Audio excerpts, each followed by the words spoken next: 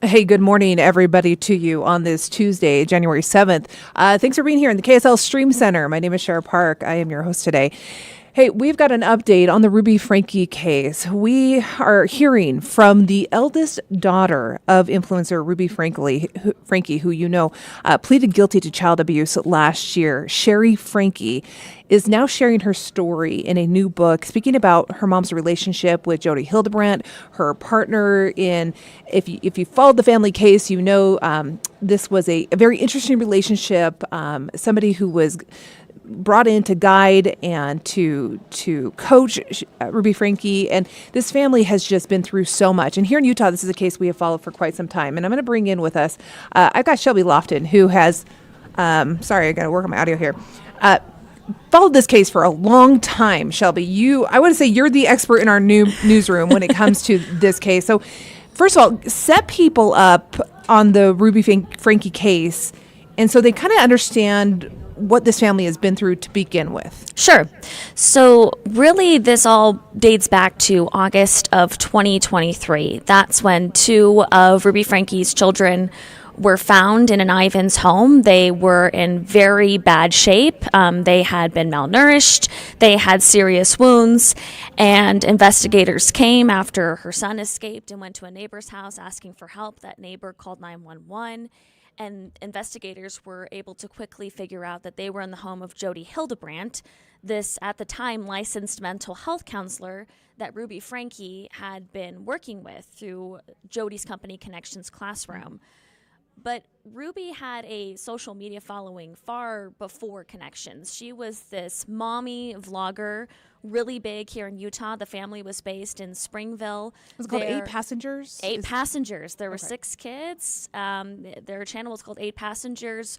Very popular vlogging channel. I actually watched it growing up, and a lot of people did. It amassed a huge following and not a lot of time.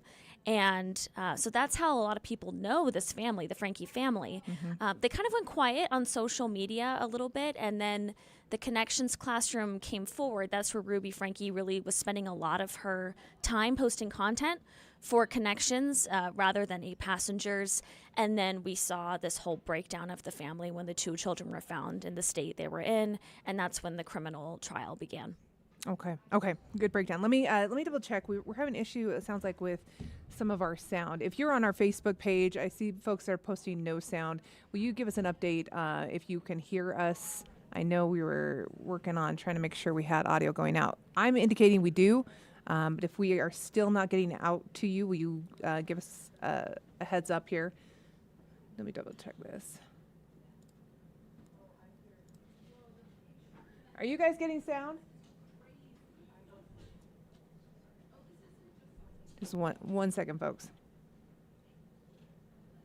Okay, we're getting thumbs up. Michael, thank you, saying that he can hear us. Appreciate that. Oh, great. As we launched the KSL Stream Center, we've got new systems. We're working on learning everything on here, so we appreciate the feedback. It is kind of raw, which is what is great about this platform, Shelby, as you know. Right. We can get on here, we can talk, we can have these conversations with people, we can interact with people as well. So when things don't go well, we want to hear from you, and we appreciate that. So Mary, Lou, Kimberly, everybody saying good.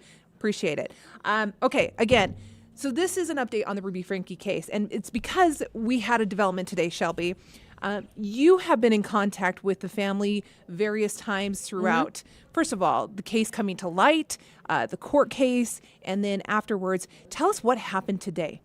So today we heard from Shari Franke for the first time. Shari Franke is the eldest daughter of Ruby and Kevin Franke. We know that she went to authorities multiple times saying, I think something's going on with my siblings, and I think my mother and Jodie Hildebrandt are mistreating them. We have documents proving that Shari was fighting for her siblings for quite some time. But she stayed pretty quiet throughout this whole thing. I've asked her multiple times if she's willing to answer a question, talk to us with an interview, share a soundbite reaction. She has declined to do so. But this morning we really heard from her, the most we've ever heard from her. She was on Good Morning America, where she was promoting the release of her new book, The House of My Mother, which I'm making my way through. It was released today. tell me a little bit, the book itself, a big book, a quick read memoir. I mean, this is just a college-age student who has put this together very quickly here. I'm very impressed, to be honest. It's fast. My Kindle says it'll take me 5 hours and 42 minutes, Okay. so I don't think it's a quick read. And it's also heavy, considering what she's gone through with connections. But also she goes back to when she was born and talks about her relationship with her mother, and it seems like it was a very strained and difficult one to begin with before Jodie entered the picture. Okay, so she was on Good Morning America this morning. That's right. On ABC, and she talked about her relationship, living in this house, some of the things that she would like to say to her mother. So we've pulled a couple of those sound bites we want to play for people, and then you and I, Shelby, will talk about this as we continue on through this case here. But as you mentioned, her childhood, right, in this Yes. home, she's the eldest daughter. That's right, of 6. Of 6. And so this is one of the first things she says in that interview this morning. Let me play that for you folks. The lip or a slap to the cheek. When I would practice the piano, you know, like her hand would slam and like it was really scary. And honestly, when she met Jodie, that kind of stopped.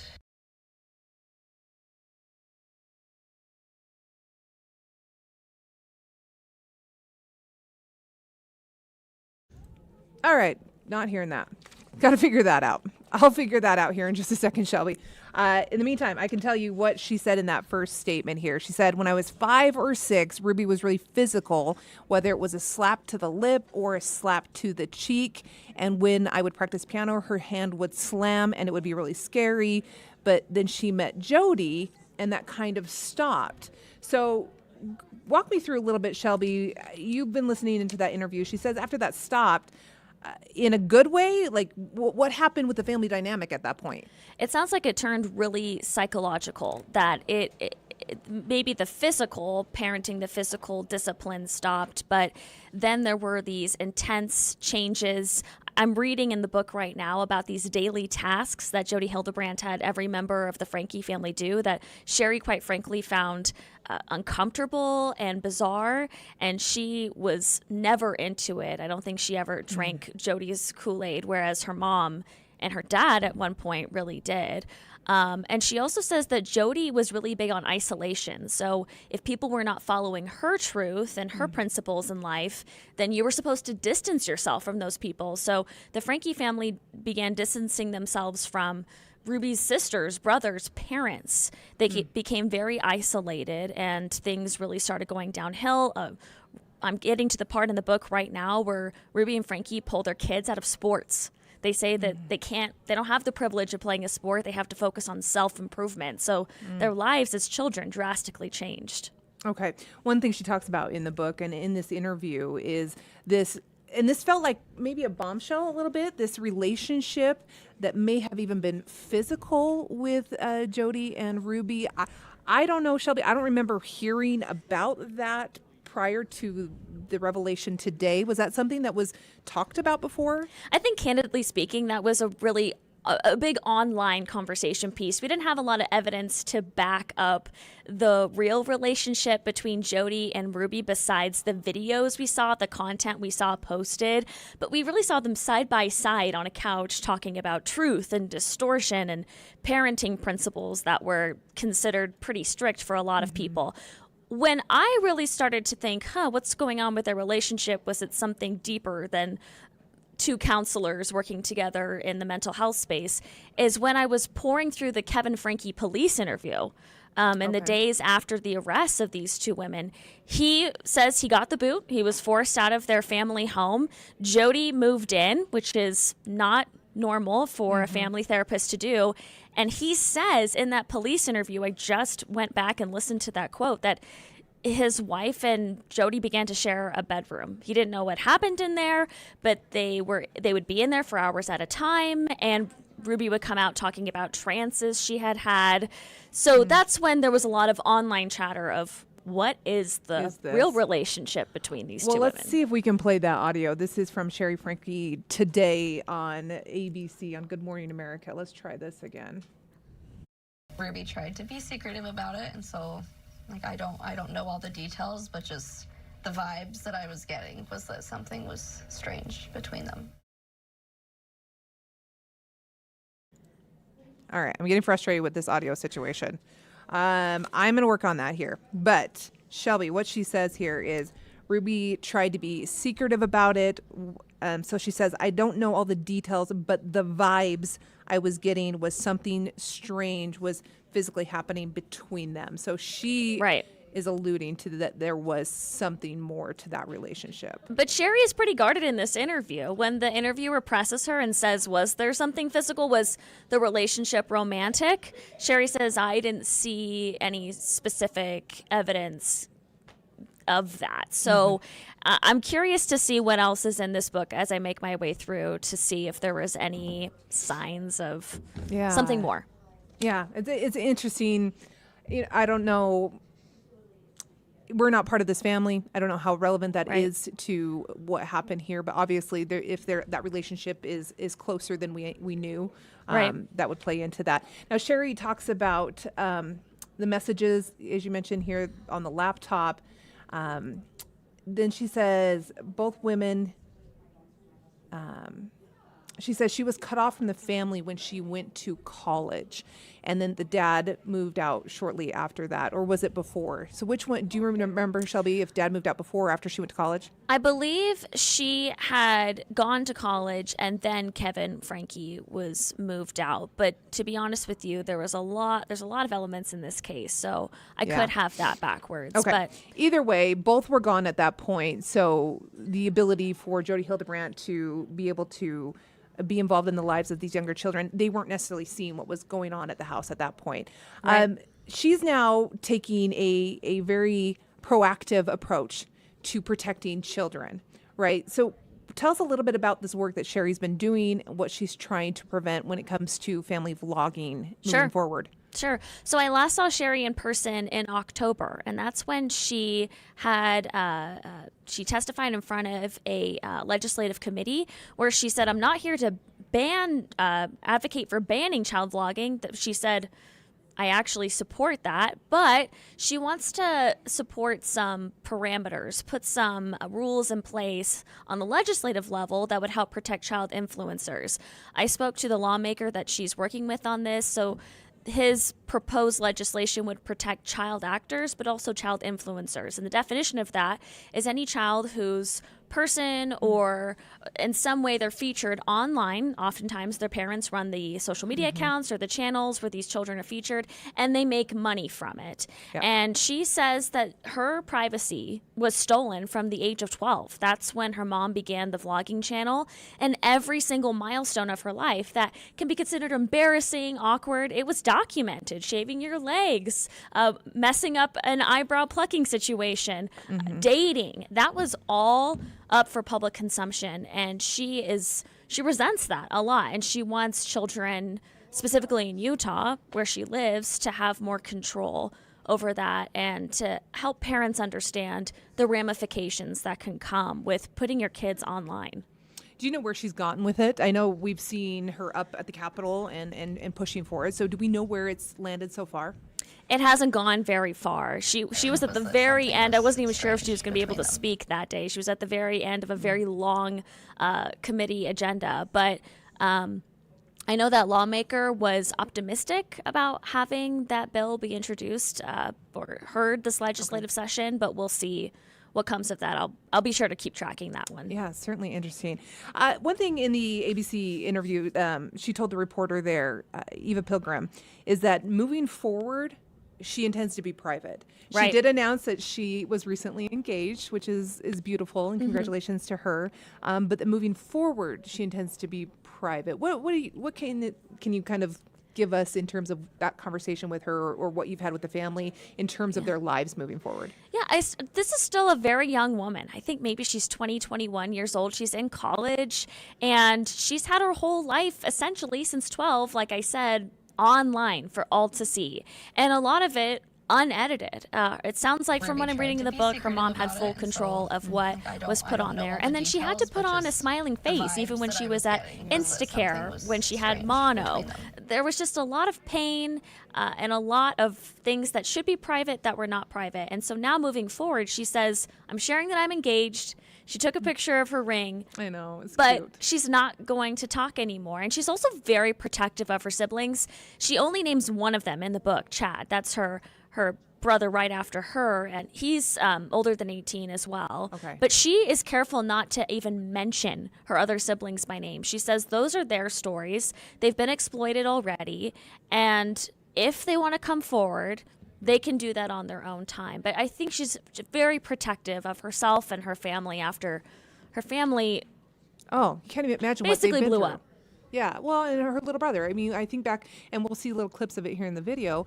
I mean, starving and the abuse that he suffered and his sister suffered. And it is a heartbreaking case. It is. It's unthinkable, really. I think a lot of people online thought there was something sinister going on with this family when we weren't seeing as much being posted to the 8 Passengers channel. And Ruby was always known for more strict parenting. A lot of people took issue with her choices. There was a clip this morning in that GMA interview where Ruby says, if you don't do this, you lose the privilege of eating dinner. The privilege of eating dinner.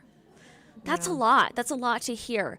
So a lot of us suspected something bigger was going on, but I don't think anyone could have imagined that it was this intense. And those children were near death, those 2 youngest Franke children. I know, so brave of them to be able to. I think of the little boy who ran to the neighbor and got away and asked for it. It breaks my heart. It makes me emotional thinking about it. Like, just what he had to go through to even just a cry for help, just so sad. And Shelby, we've had too many of these cases here. Too many. Tell me, and we're working on audio because I want to play these clips. Tell me in your follow-up reporting, if you can, just some of the resources we have here in the state. If you remember, just if you suspect somebody is a victim of abuse like this, but you don't know, I think what I've learned throughout the course of covering this for more than a year is just talking with people. Asking questions. Being a listening ear, asking questions, not judging, letting them know right off the bat that you believe them, what you're telling them. Even in Shari's book, she talks about opening up to teachers, her bishop. She's a devout member of the LDS Church. She talks about having a therapist for some time. I think just as friends and community members, if we think something is off, and we can tell a lot of the time, it's just asking questions, and then that's when you can arm them with resources depending on the kind of abuse we might suspect. Well, and you can always reach out to the Utah Division of Child and Family Services and ask questions, right? You can always reach out and say, here's what I'm seeing, here's what I'm feeling, where do I go with this? And Right. they will direct you, and here's how you can report, or this is what you could be looking for in terms of abuse with family. Okay, I want to just try to play this one more time. So this is from Shari Franke this morning when she was asked, do you believe that your mother was apologetic? So in the courtroom, she apologized to her she called them little chicks. Let's see if this audio will play for us real quick. To my babies, my 6 little chicks, you were part of me. Did you believe that she was apologetic? I think that she's as sorry as she can be. What she has done is so bad that I don't think her mind allows her to kind of fully comprehend the guilt of all that. And so I think that she probably genuinely believed everything she said. I don't believe it, though. Wow, pretty powerful there. It is powerful, and I was in the room when that happened, and I remember looking over at Shari, who was next to her dad, who was next to her brother Chad, and Shari never once looked at Ruby. I made a note of that. She stared straight ahead. She looked at where the judge was sitting as Ruby became very emotional and spoke at length about how sorry she was to her children, and really recapped it from the beginning, how she fell into the disillusion that Jodie had introduced her to. But it was a powerful moment, and I just thought, this is so heavy for such a young woman and a young man to have to deal with, and to hear and see their mother in the prison clothes and say what she had to say. Neither of them looked at their mom. I thought that was very telling. Yeah, that's tough. Here's this other soundbite we wanted to play for everybody this morning. This is when she was asked if is there anything you could, if you could, is there anything you'd want to say to your mother? So let's listen to her response. Is there anything that you would say to Ruby if you had the chance? Probably tell her I'm happy without you. Like, I was scared of her for so long, and I am pure without her approval, and I am just fine. Have you forgiven Ruby? Forgiveness is something I've had to study a lot and kind of think about what it means. But for me, forgiveness would look like not letting that consume every moment of my life and all of my thoughts. I am just trying to move on with my life and trust that things are going to work out the way they're supposed to. Shelby, I loved her answer. That forgiveness for her is not letting this ruin the rest of her life. Right. It's such a Powerful. profound answer. And really, it hasn't been that long since this all unfolded. And I just thought, I hope she has a wonderful therapist or a wonderful counselor and good people in her life that are supporting her, because she sounds like she's made incredible progress in this healing process. And I can only imagine how long that would last. Do you think of the siblings too, not only physical healing, but emotional recovery? But we know that children and humans are resilient, and I think she showed her resilience this morning. Yeah, impressive. Very impressive. Okay, so the book is called The House of My Mother by Shari Franke. It's a memoir that was just released today. Shelby is in the middle of reading it right now, going through that interview. So Shelby, what can we expect in terms of more coverage on this throughout the day? So we're going to break down the big headlines from the book, specifically Jodie's backstory. We only know so much about her, and Shari says in this book, I'm going to dive into who this woman was and what I know about her, and specifically how she came into my family. So I think we're going to learn a lot more about that, but we're also learning a lot about Shari and her siblings' relationship with Ruby from the get-go. It wasn't picture perfect. It wasn't as presented that we saw online, according to Shari, and I think we'll see how that evolved throughout the years from Shari's own words. And then I think we'll probably hear about her process, reaching out to authorities, having frustration with that process, how often she was calling out for help for her siblings. I think we'll finally have some clarity on just how long it took for this to be breaking news. I mean, it's kind of crazy. She opens the book talking about the day she got called from a neighbor saying, the police are at your mom's house. And the first thing she thought was, my siblings are dead. And she envisioned tiny body bags. That's what this young girl was dealing with. And fortunately, they were alive, but in really bad states. So it'll be good to hear from her.